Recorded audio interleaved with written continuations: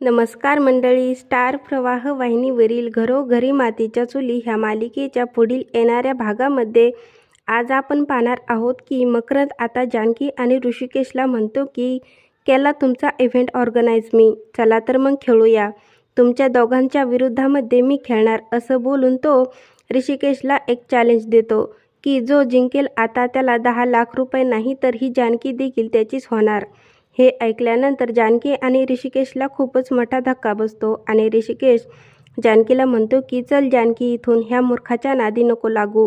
तेव्हा ऋषिकेश तिथून जाऊ लागतो तेव्हा जानकी म्हणते की मकरंद, मला तुझं चॅलेंज मान्य आहे आणि माझा ऋषिकेशवर पूर्ण विश्वास आहे की जिंकणार तर आम्हीच दोघं। तेव्हा त्या दोघांचा हात एकमेकांच्या हातात पाहिल्यानंतर मकरंदला खूपच वाईट वाटते।